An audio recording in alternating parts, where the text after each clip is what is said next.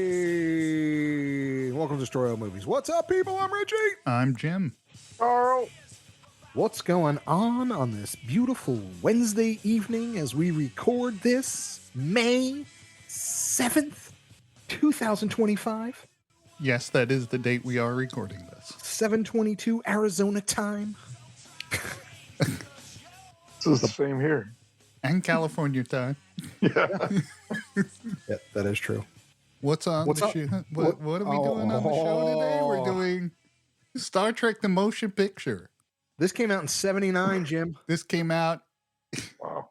in 1979. It was I was 9 years old when this shit thing hit the this movie was supposed screen. it was originally going to be a television series called Star Trek Phase 2 without Leonard Nimoy, mind you.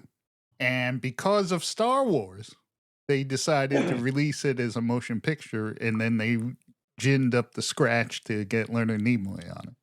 Ah. And what they didn't gin up is the script. Well, A lot of good, too. and on Yeah, there was a lot of good. about this movie.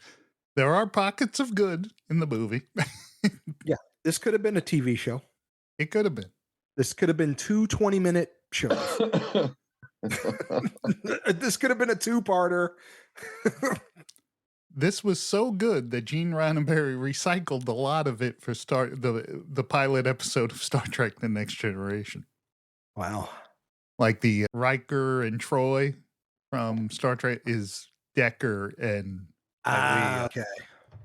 Instead of being bald and having a light on her neck, she just threw on tight clothes and a I thought you were talking ample about. bosom. I thought you were talking about Picard. No, I did too. no, Actually. no. I was talking about His clothes are pretty tight, also. yeah.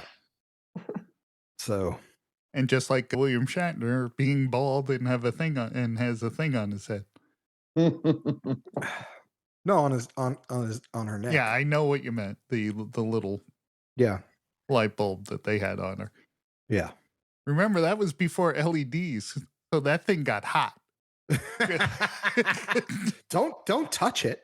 Don't touch it, but it's burning me. It's burning me. I was thinking that, too. It's actually a pretty good effect. What? It's a pretty good effect. Nowadays, you could do that easy. Right, and not be burned. Well, I'm sure that Yeah. battery lasted like 5 friggin' minutes. You know, Gene Roddenberry's like, does someone run the Radio Shack? Get another watch battery. Why does it take so long? They keep asking me my name and address. Oh, man. Ran out of Classic watch battery. Seinfeld line. Why does Radio Shack have your phone number when you're buying batteries? I don't know. Exactly. Why does it take so long? They keep asking me for my name and address. Oh, my God. All right, go ahead. So before we get into Star Trek, anybody see anything special? I haven't watched. I watched another episode of Andor. It's getting better. I haven't watched. I think I'm on episode 4. Still saving. Yeah, me too. For what? To watch a bunch of them at once. Watch it all at once. Don't you fucking have other shit to do? Can't you just like watch one or two and get a fucking? Don't you have a job? Jesus, get out of the house, boys. Like, No, I don't have a job.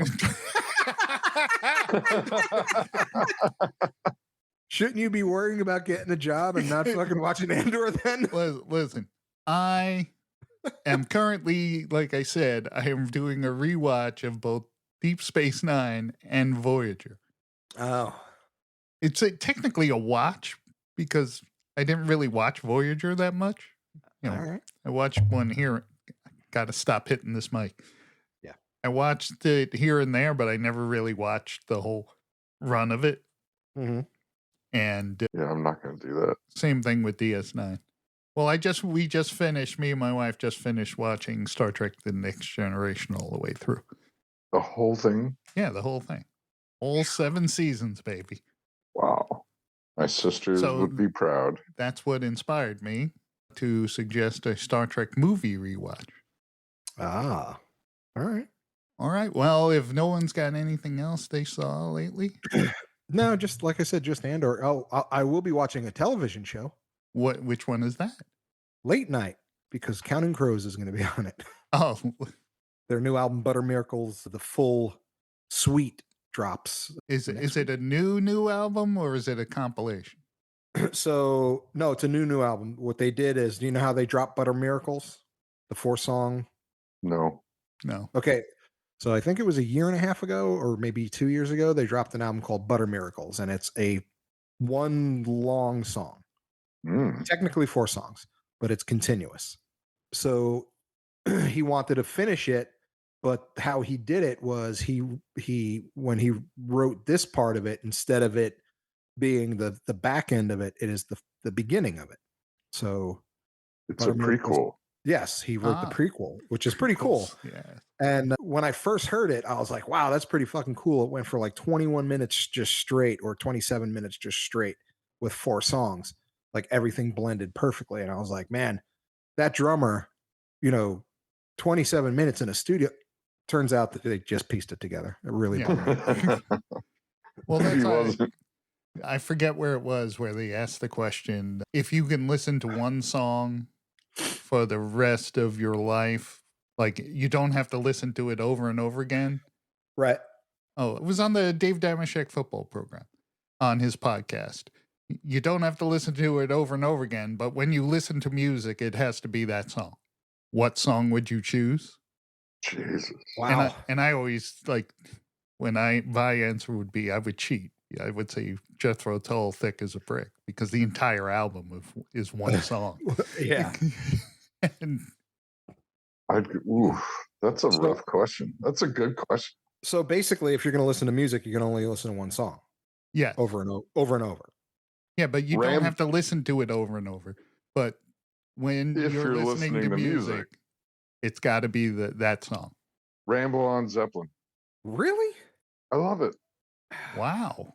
Man, fuck, I couldn't answer that. That's a really hard question. Maybe 3 days. I can probably pick an album. That's not the question. But just one song, that'd be difficult because it depends on my many moods. Jane's Addiction, 3 days. Shit. That's insane. That's the only song you can listen to. Right. I don't know. So, maybe it's just one song. Steve Winwood's Back in the High Life, because it makes me feel so good. I love that song. Wow. Jesus. Steve Winwood, Back in the High Life, the second CD I ever purchased. Your first was Yes, Roundabout. No, it was not. Yeah, yes, it was. It was Yes. CD? Yeah. It wasn't Yes. Which was it? Because I remember buying a CD player in Sam Goody. I remember. Oh, no. Crazy Eddie. Oh, that's right. Crazy Eddie, yeah. I bought it in Crazy Eddie. Crazy Eddie Anton. The first one I ever bought was Paul Simon's Graceland.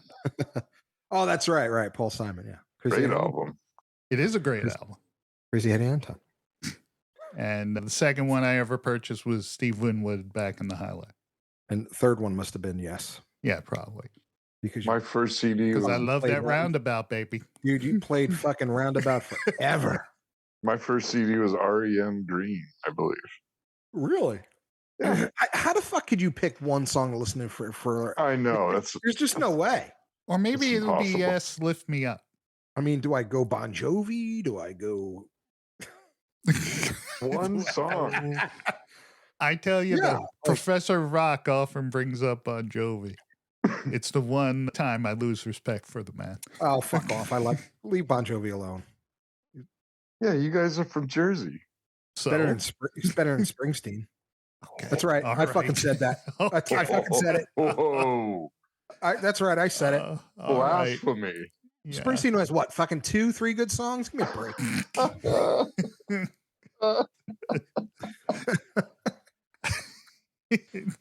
Really?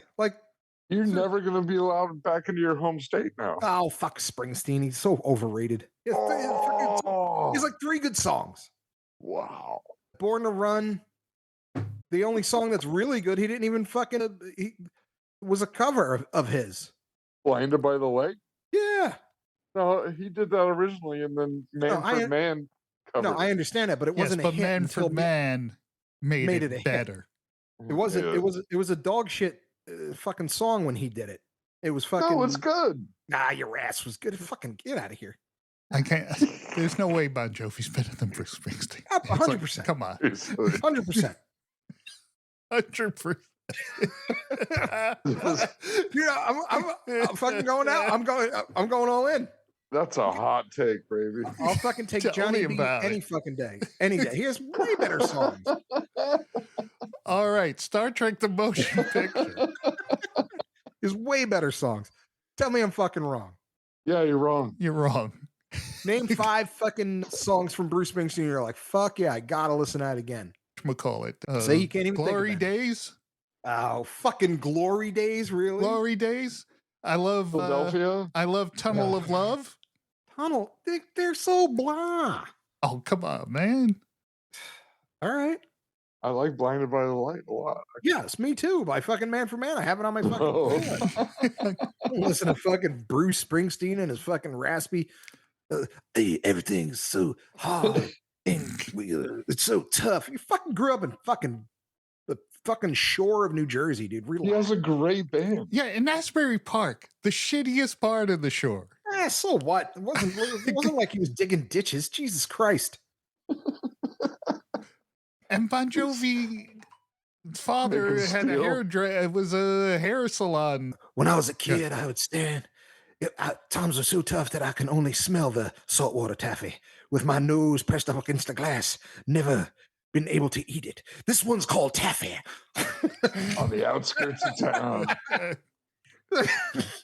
With the girl that didn't love me. Yeah. Times were tough at Sunshine Biscuits, making Hydrox cookies. Dude, that was Seacock. Rough and tumble name. That was Bon Jovi's factory. That was because it was not Seacock. It's Perth Amboy. I could never hit the 100. Oh, I'm sorry, Sayreville. That was Parlin, motherfucker. That's where our studio was across the street from it. That's where we rehearsed. Sunshine Biscuits, or as we like to call it, Sushine Biscuits, because the N was always fucking out. They never fucking replaced the fucking light. So it's Sushine. Yeah, you knew you were the fucking second-rate cookie company when you can't fucking light up your N. Hey, remember, we got to save that Hydrox money. Hydrox came the original, before yes. Oreos, right? And Nabisco fucking thiefed it. Yeah, I almost hit the 50 on the skee ball once. Yeah, just because you came first doesn't mean you're the best. Bon Jovi, way better than Bruce Springsteen. There you go. Case in point. Give me a little someday. I'll be Saturday night. Hell yeah. My music career started when I won some tickets in skee ball and got a kazoo.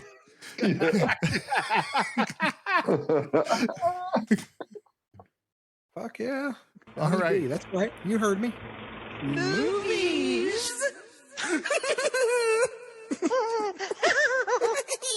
Star Trek the Motion Picture. 1979. I saw this in the theater. This movie because I grew up watching Star Trek in syndication at 6 p.m. on WPIX. It was on every night at 6.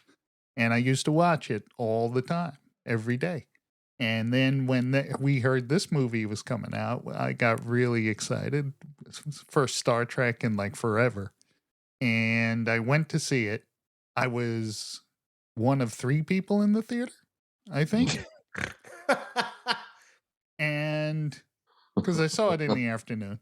But the thing is, you know how this movie opens with the overture and it's a starfield? Well, the original cut of this did not have a starfield. It was just a black screen.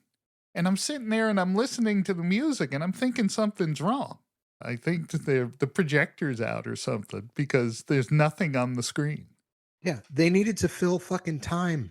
This was a They didn't need the overture. Yeah, I'm telling you, man. This movie is 132 minutes long. They could have cut the overture. up by 100 minutes. They could have cut this. So this was directed by Robert Wise, who also directed another one of my favorite movies, The Andromeda Strain. Right. Okay. Now, I have to say one thing about the look and the like. I actually didn't hate the special effects and stuff like that because for its time, it was pretty good. Well, Douglas Trumbull and John Dykstra and stuff did special effects for this. So it was basically the guys that did special effects for Star Wars did this. Right. Yes. But yeah, I mean, it just reminded me of like fucking Superman and it wasn't. It's good music. Yeah. And Jerry Goldsmith, excellent score. I mean, it was. I mean, he's no Bon Jovi, but what are you going to do? Yeah, I like the special effects were great. In fact, I wish they kept that warp effect with the colored lights whipping by. Right. I wish they kept that in the series and stuff as it went on. But this, of course, was also written by Alan Dean Foster, who wrote the original story. And fucking ADF wrote it? Alan Dean Foster wrote Splinter of Mind's Eye, one of the first He's a huge author. Star Wars novels. Him. The fucking hack. He's a hack. He's a major sci-fi author. Whatever. But this was based on a Gene Roddenberry story. But Alan Dean Foster tried to clean it up. And actually, because he's a real writer. Yeah. He was like, let me just knock off. He goes, it's 137 minutes. He goes, let me knock off 130 of them and redo that. So this brought back William Shatner, Leonard Nimoy, DeForest Kelley, James Doohan, George Takei, Walter Koenig, Nichelle Nichols, and introducing Persis Kambata, who is that the bald broad? Yeah. What else was she famous for? What other movie? Don't know. Nighthawks. No. Oh, okay. She was. Yeah, she had hair in that. Shaka Holland, alias Shaka Kapoor. Shaka Kapoor. She was one of the terrorists in Nighthawks. Yeah. Who's the guy that was originally the captain?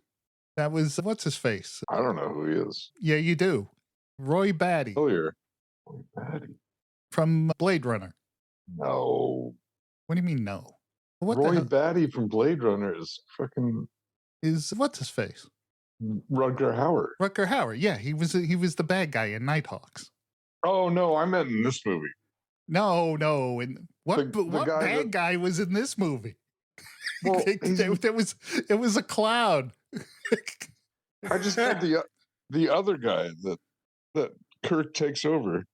Oh, that's Stephen Collins, who turned out in real life to be a bad guy. Oh yeah. Oh yeah. Oh dude, he was a pedophile. You don't even know. What? Oh yeah, he admitted it too. Oh shit! I did not know this. After Seventh Heaven, because he was doing that show where he was that reverend with 7 kids. Yeah. Yeah. Well, after that, it came out. He let it slip in an interview that he had sex with underage girls.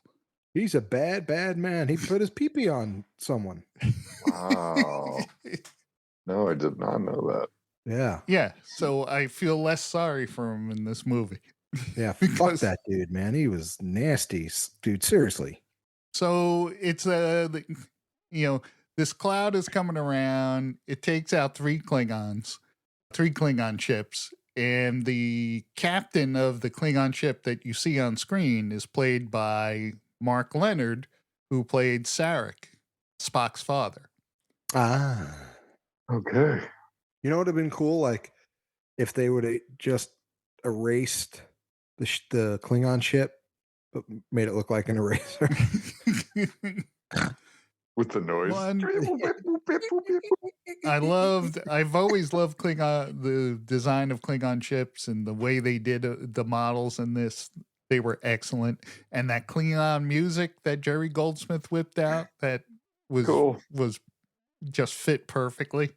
Well, but the Klingon ship was weird because it was all basically it was all fucking engines and fucking and guns. And guns. Like Yeah, they had engines they and had a fucking torpedo couple tubes. seats. Yeah. They had a couple seats up front and maybe like a mini fridge. There's simple people, Richie. But the whole fucking ship was just a big fucking, their fucking photon torpedo. They're simple people. Yeah. Well, they did have a big photon torpedo tube up front and a big one in the back. Yeah. Like when they designed the ship, like, dude, where's the mess hall? They'd be like, dude, you got a mini fridge right there. There's no foosball back here. Like, you know how much those peanuts cost when we're out in space? So the Klingon ships get digitized basically, and they end up on the game grid. Ooh, the game grid. That's from Tron. I know. Oh, there's a new Tron coming out. Yeah, I heard. Yes. Hopefully it'll be better than Tron Legacy. It has the Joker. Jared Leto is Jim, while we're at it, those effects were great. What, the digitizing of the Klingon ships?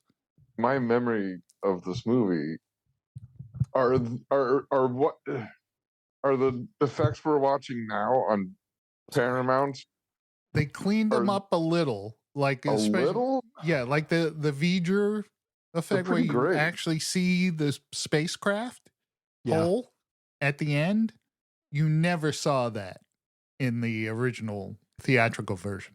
But that whole digitizing of the Klingon ship and the space station and shit, that was what it looked like. Yeah. Effects are great. Yeah. Because I have an original copy. And not the director's cut. And those effects were the same. Wow. Speaking of original copies, Star Wars, the original, is going to be in theaters. Then I'm there. The original. The theatrical cut, I'm there. Yep. It's not everywhere yet. But no, I know, but it's happening. Yeah, it is happening. And yes, I will be there. Yeah. It'll probably happen in San Francisco. Star Wars the way it should be seen. Right.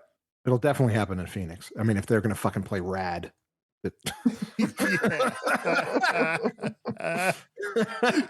I should be not a problem getting fucking Star Wars tickets. So you see the space station is monitoring the Klingons, and the dude on the space station was going to play the main Vulcan on Star Trek Phase 2 when it was going to be a television series. Oh. And he lost his job because they made this into a movie, but they gave him a little cameo. Here you go, bro. How many years between Phase 1 and this movie? 9? 10? The original series? Yeah. Was hold on. How many years? 79. Trek. I think it's like 9 years, right? 1969 was the final episode. 10 years. Yeah. Of the original series. So since I didn't see a lot of the original series, did Kirk really talk like that? It wasn't just like a joke? No, he really talked like that. Like, what are you doing? I love him. Well, he shows up. What happens is, the Klingons get digitized. They find out this thing is going straight for Earth. And so Kirk shows up in San Francisco in a space train of some sort. Yeah. Why do they still have the Golden Gate Bridge? Because it's a landmark. Okay.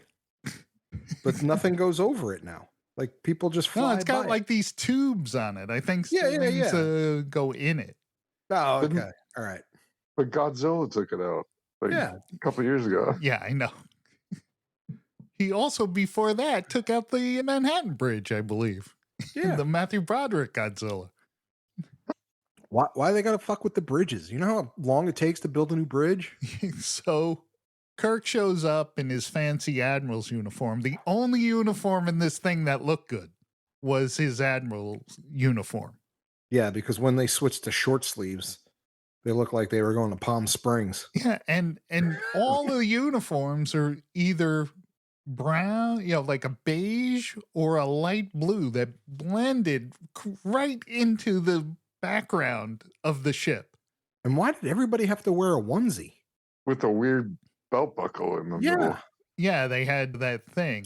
But everybody wore a onesie. Like, seriously, dude. Yeah. Like, how do we have fucking, a shirt and pants?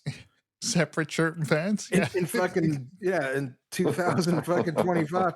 And fucking, they're like, we're back to onesies. Well, how do we pay it? Technically, you got to take the whole thing off. Yeah, but technically only some of them wore the onesies. They, like Kirk and everybody had the two-piece, but it was like the long shirt. Yeah. And the pants, but they were the same color, so they kind of blended into each other. Yeah. Yeah. Even big forehead dude. Big forehead dude. Dying for it. Looks like he had a concussion or something. Yeah.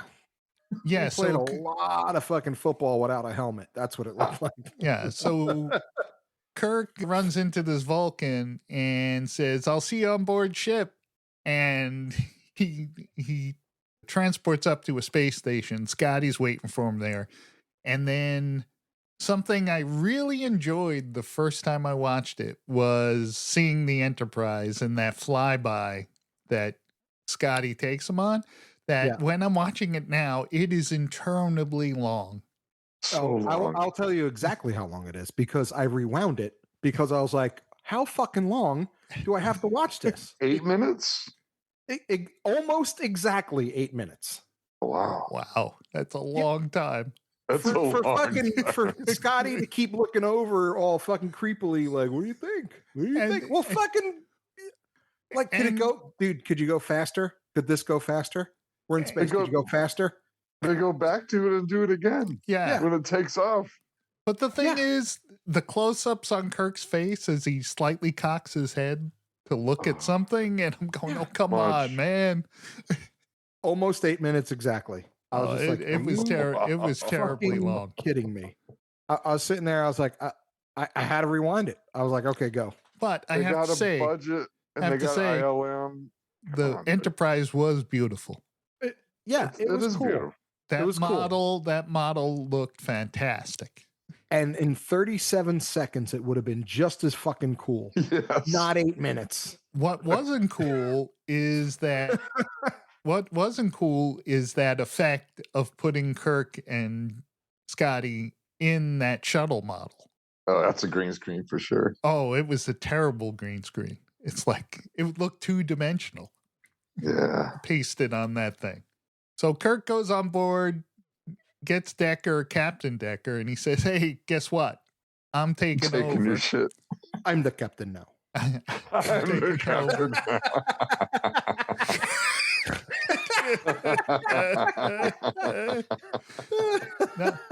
I have to tell the captain. I'm the captain. I'm the captain.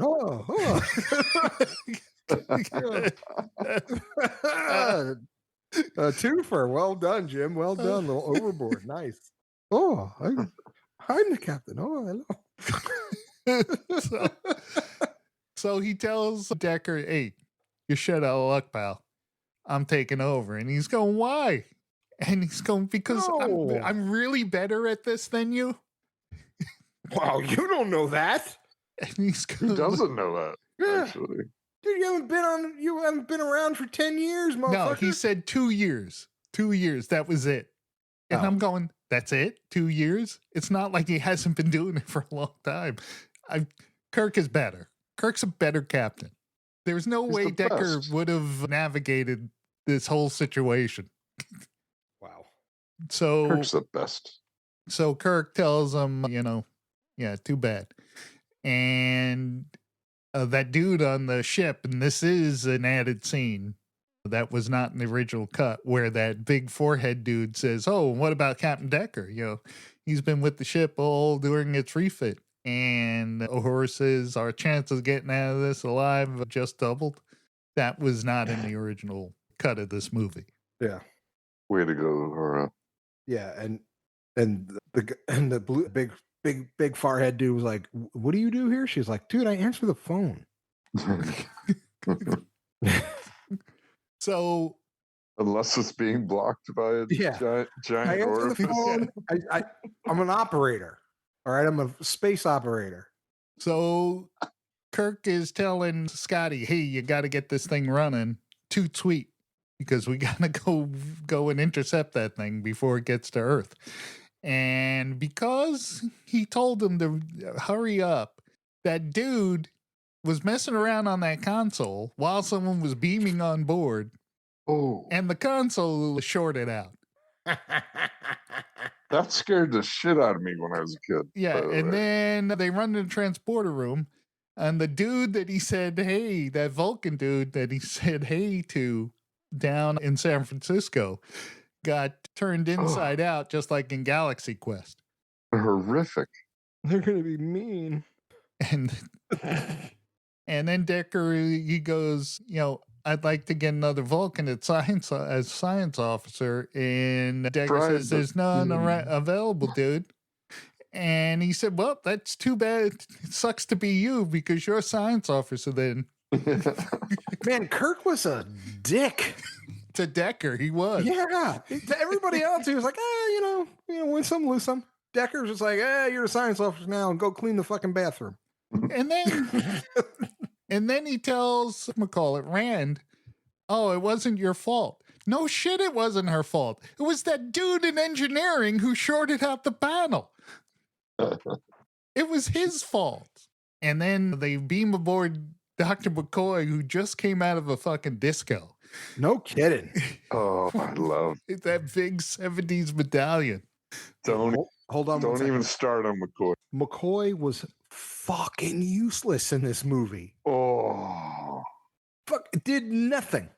Yeah, I did. He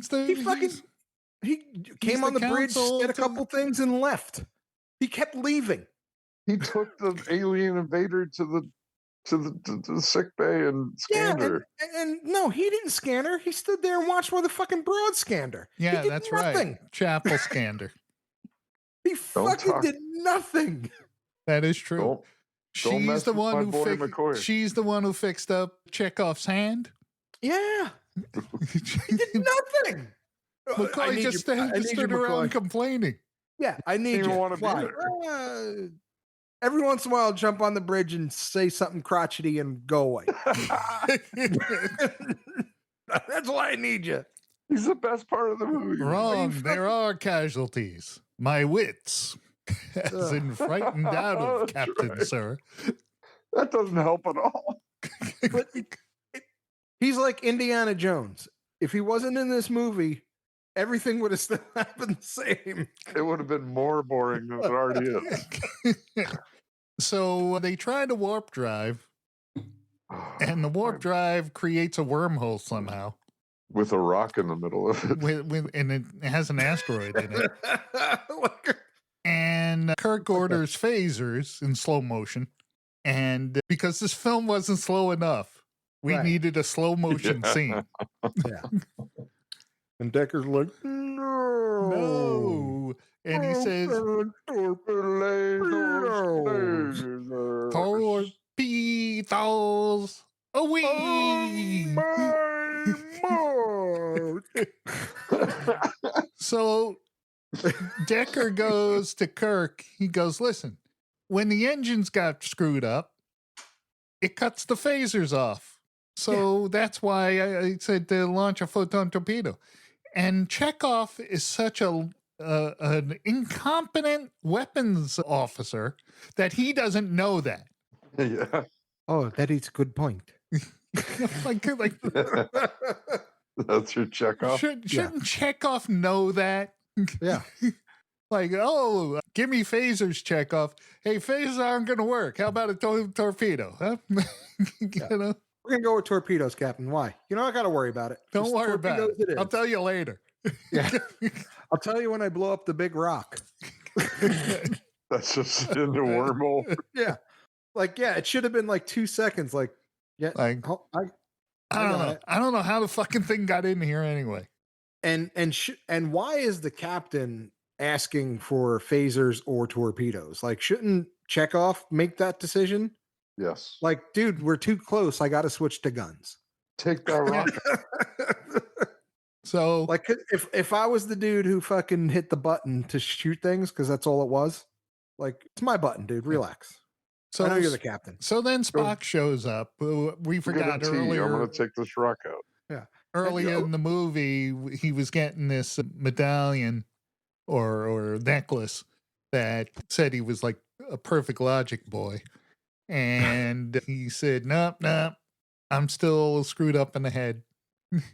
Yeah, man, I'm out of here. I'm out of here. So he shows up on the Enterprise and he says, I can fix your engine problem. Can you? It's like, sure.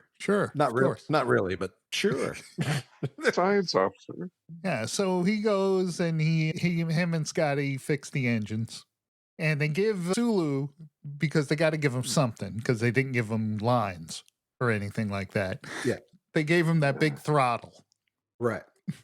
And they said, how could you make your eyes really big?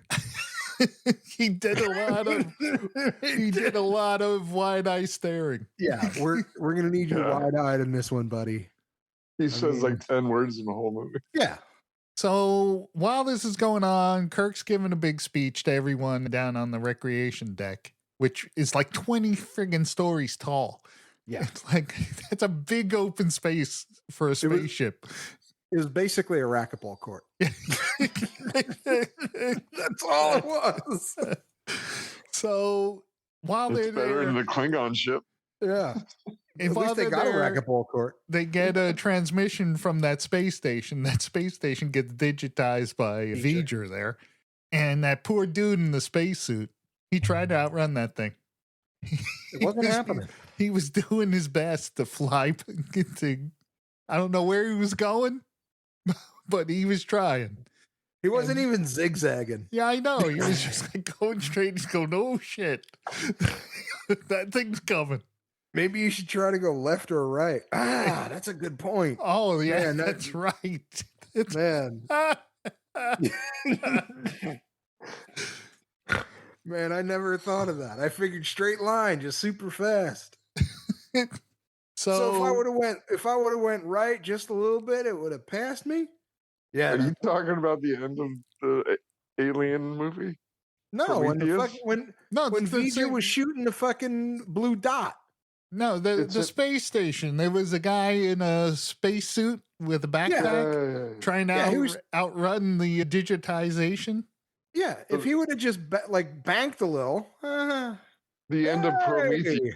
Yeah, it's the same thing as that, where she ran in a straight line as the big donut fell on her.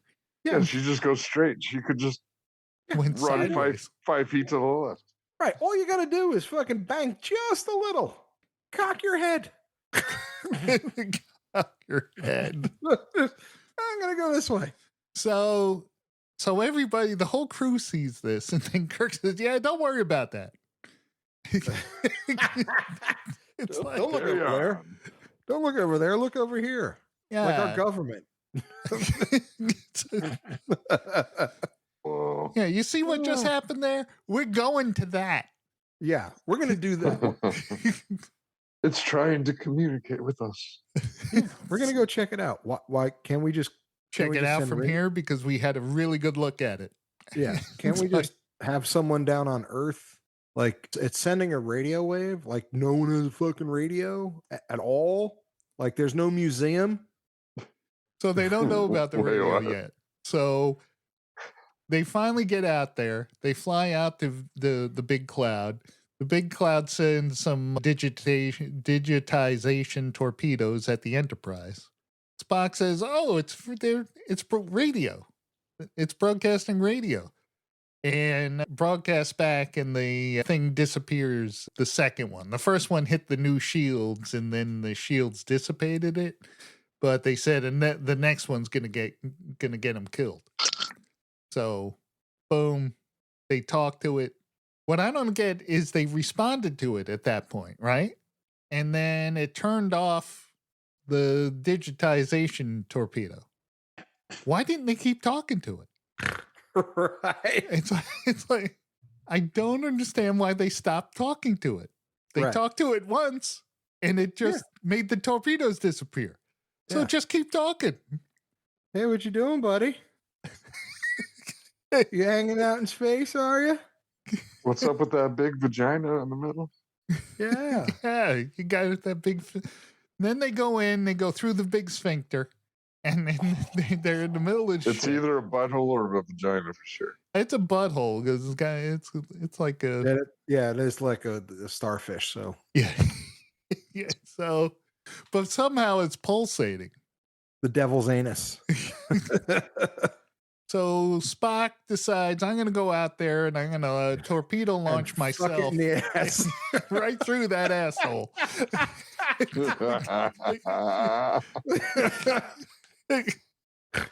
and they Vulcan report to style. Kirk. Boom. Hey, Spock's missing. There's a spacesuit and a thruster pack gone. And Kirk says, "Oh, bring him back." He goes, "Oh, wait a minute. Let him go." Let him go. Why? He's going Vulcan style. He's going 4 in the pink, 1 in the stink.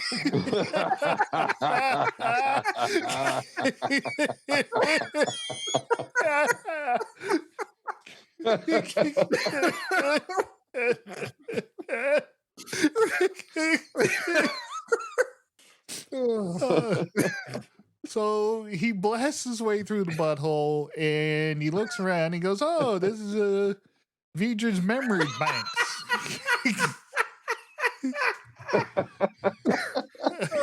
Hold on, I just got a fucking text from my wife and goes, "What the fuck is wrong with you?" She goes, "I can hear you." Oh, anyway. The talent.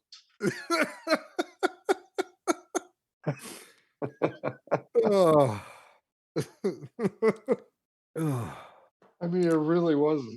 So Spock even calls it a sphincter. Yeah. He calls it the V'ger orifice, didn't he? Yeah. Orifice. Yeah. The V'ger orifice. I think they even say sphincter.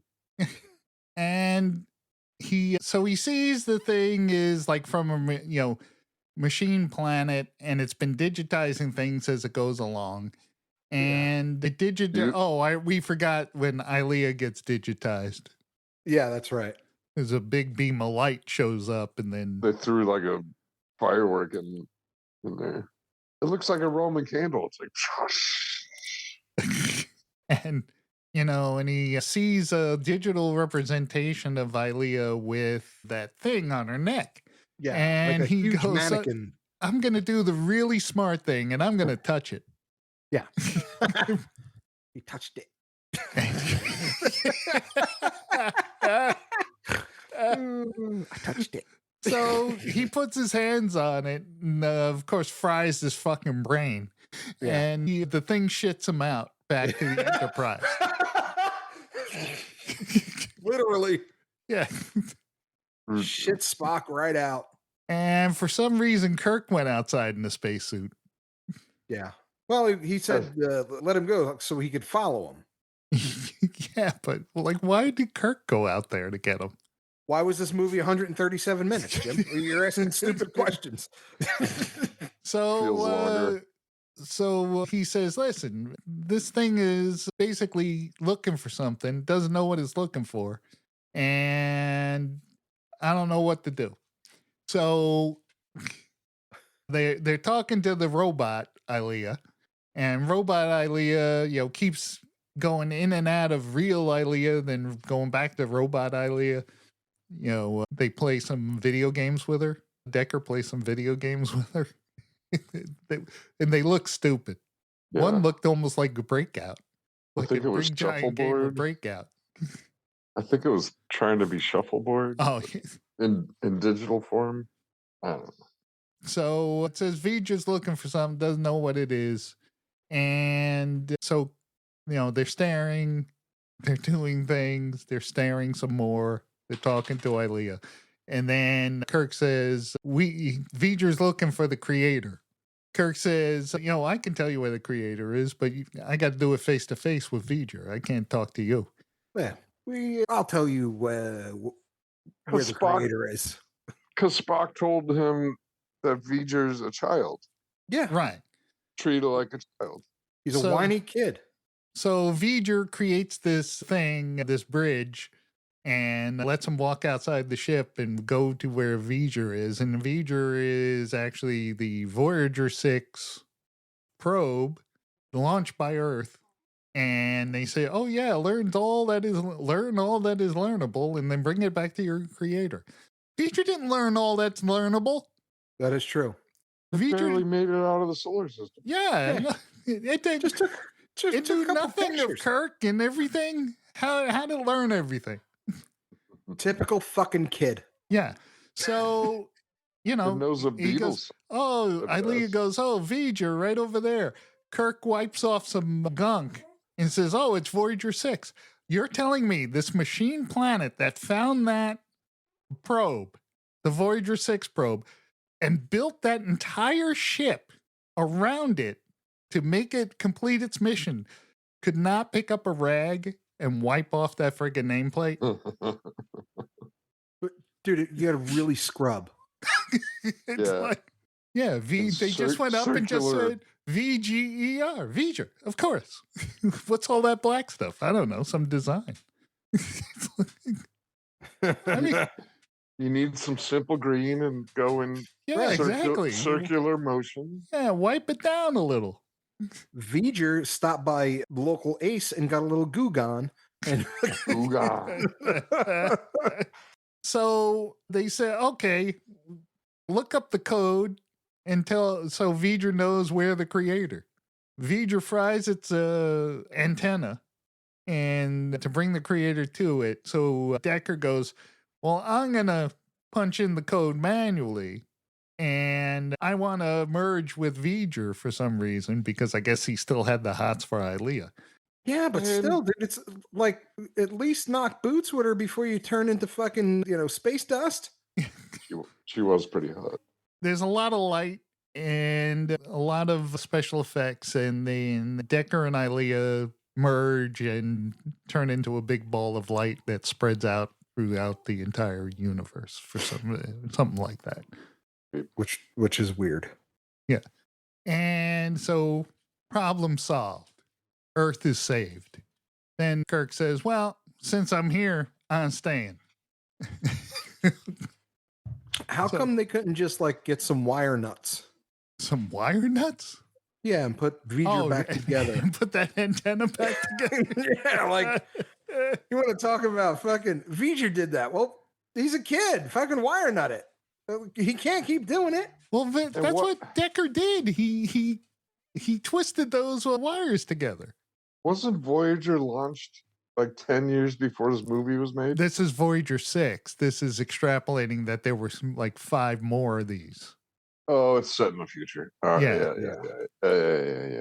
Okay. Because I think there were only 2 Voyagers that were ever launched. No, that was a stupid question.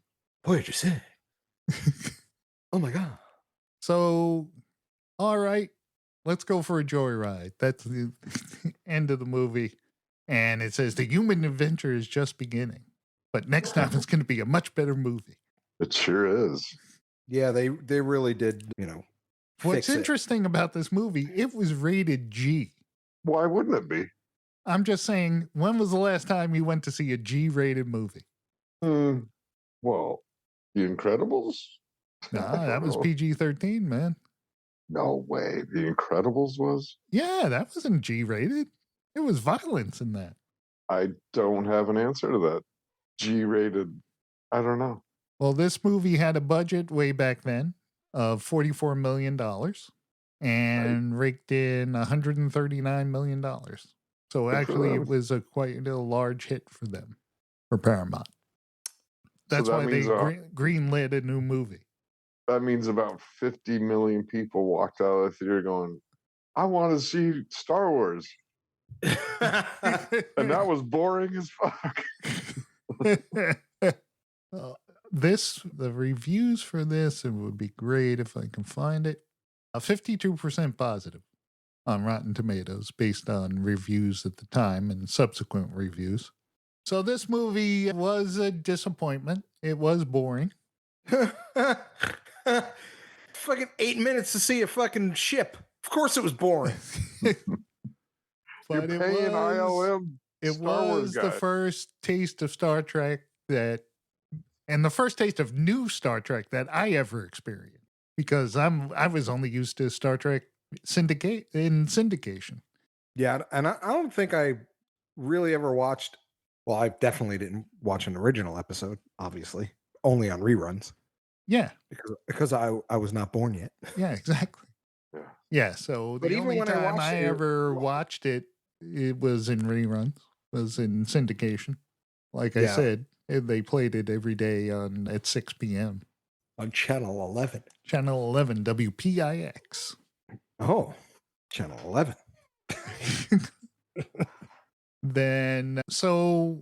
But it made up, like I said, made up enough scratch in this movie where they greenlit Wrath of Khan. And Test me.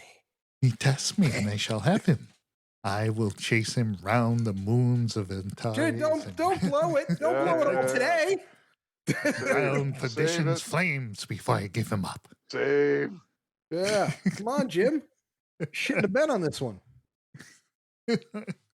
Everyone knows the second one's way fucking We better. can't get to Wrath of Khan Fast enough. until we finish with motion picture.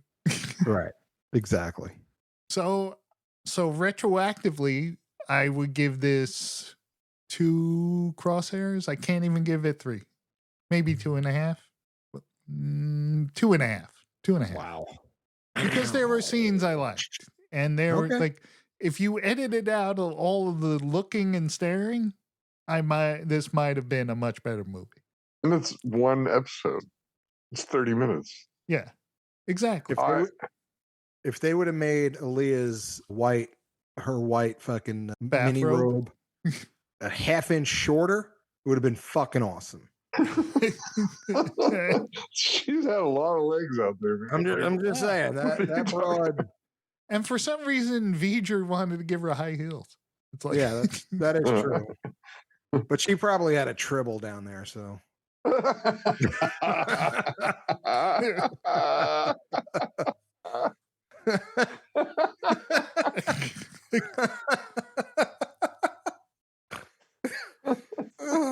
Anyway, go ahead. Yeah, so 2.5. It wasn't my favorite, but like you said, if you cut it down to like an episode size, like if they cut this down to an hour television episode, it would have been bad, right? Wouldn't have been half bad. If a television episode looked that good, because it looks great. Yeah, Sounds there's great. not there is nothing you can say about the look. The look was for 79. This looked fucking great. It yeah. did. It really did. The special effects at the time and the ship and all of that were just awesome looking. Wow. It instead of Star Wars, it was more 2001, a slow moving. Yeah. Because everything, the sets were great. The engine room looked fantastic with that warp core going like up 2 stories and coming down and then cutting across. DeForest Kelly's beard. DeForest Kelly's beard, man, that looked awesome. That giant medallion.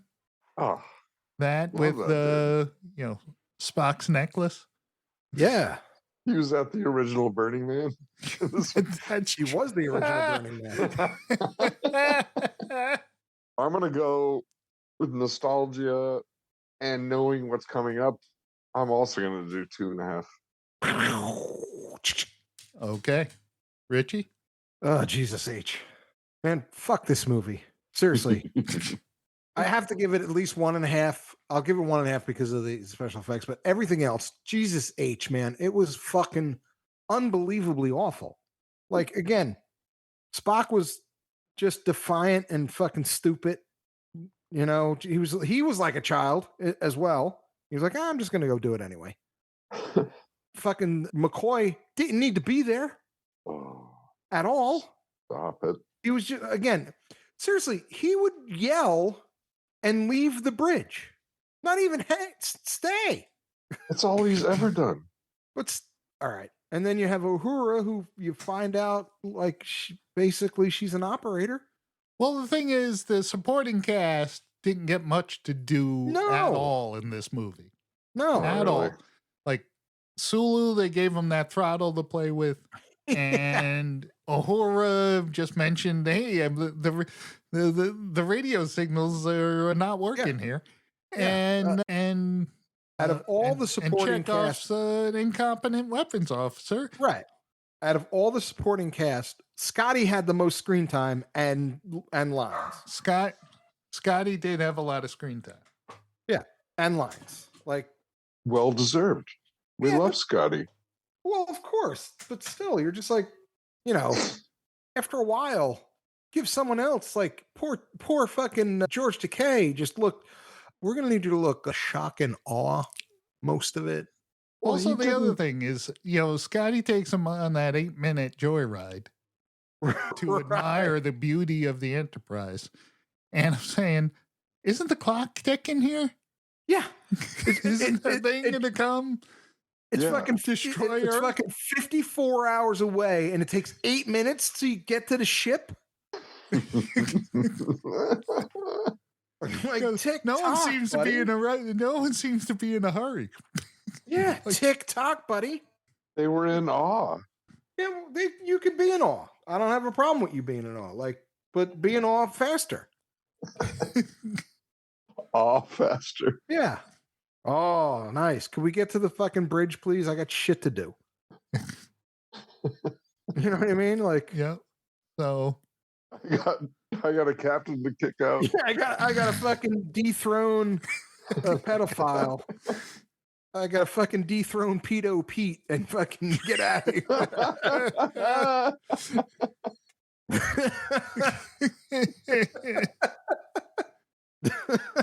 Oh, wow. So, fuck. Anyway, yeah, 1.5. That's more than I thought you'd give it. I mean, it really did, like, the first time I seen it when I was younger, like, it really brought back that, nostalgia of it. And I was like, oh, the effects are pretty cool. But this could have been a one episode, maybe 2 episodes. Like, I would be like, all right, a cliffhanger. To be continued. I don't know. Next time, I think that would be stretching it. Next time on Star Trek, will Spock get back from the anus of V'ger? Same. We will have to see. Is he going 2 in the pink or 4 in the pink? Yeah, exactly. Like, they'd have to Batman it up to make it cool. All right. Well, that closes the book on Star Trek: The Motion Picture. Absolutely. Star Trek. Great. No, it's over. I think it's watchable. Okay, let's end the show. Okay. Well, until next time. If you want to email us, that's right. gmail.com. All right. Well, again, destroymail@gmail.com if you want to send us something. If you're looking for back episodes, damshow.co. Damshow.co. And that's about it. And that's about it. Destroymail@gmail.com. Yeah, destroymail@gmail.com.